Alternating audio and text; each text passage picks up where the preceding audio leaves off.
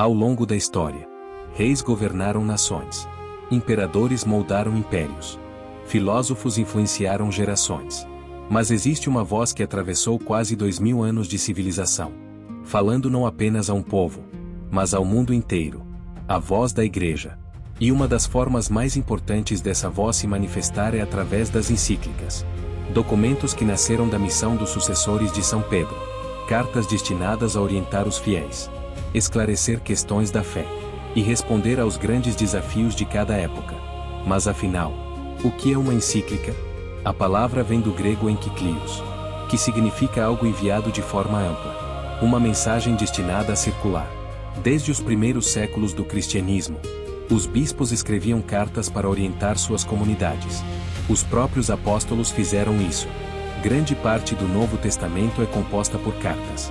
Textos enviados para fortalecer a fé dos cristãos, corrigir erros e transmitir os ensinamentos de Cristo. Com o passar dos séculos, os papas também começaram a utilizar cartas para orientar toda a Igreja. E foi dessa tradição que surgiram as encíclicas. Hoje, uma encíclica é uma carta oficial escrita pelo Papa, geralmente dirigida aos bispos do mundo inteiro, mas frequentemente destinada também aos sacerdotes, religiosos e fiéis leigos. Em muitos casos, suas reflexões alcançam até mesmo pessoas fora da Igreja Católica, porque tratam de temas universais, questões que tocam toda a humanidade: fé, moral, justiça, família, trabalho, paz, dignidade humana e a relação entre Deus e o homem. Cada encíclica nasce de um contexto específico, uma necessidade, uma preocupação, uma realidade que exige orientação.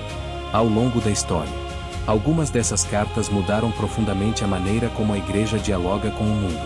No final do século XIX, por exemplo, a rápida industrialização transformava a sociedade. Milhões de trabalhadores enfrentavam condições difíceis: pobreza, exploração, injustiças sociais. Foi então que o Papa Leão XIII publicou a histórica encíclica Rerum Novarum, um documento que lançou as bases da doutrina social da Igreja.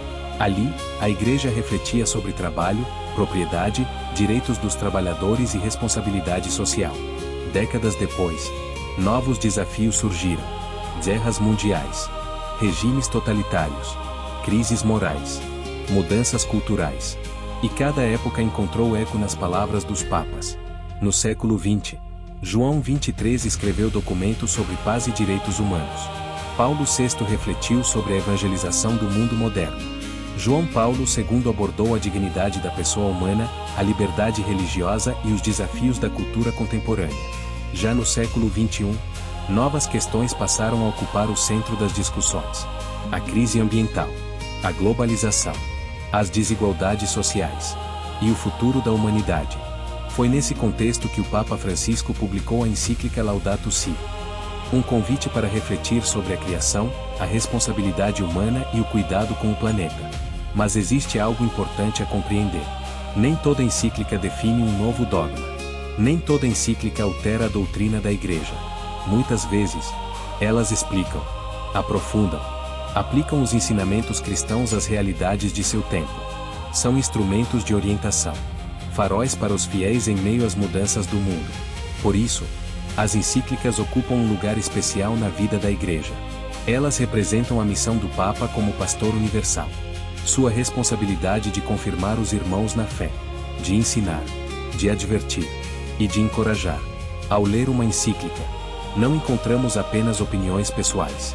Encontramos séculos de reflexão cristã, a sabedoria acumulada pela tradição, o diálogo entre fé e razão, e o esforço constante da Igreja para anunciar o Evangelho em cada geração. Porque os tempos mudam, as tecnologias mudam, as sociedades mudam, mas as perguntas fundamentais do ser humano permanecem: quem somos? Qual é o sentido da vida? Como devemos viver? Onde encontrar a verdade? E é justamente nesse encontro entre a eternidade do Evangelho e os desafios de cada época que nascem as encíclicas, cartas que atravessam fronteiras, ultrapassam séculos e continuam ecoando a mesma missão recebida por São Pedro: anunciar Cristo ao mundo, ontem, hoje e para sempre.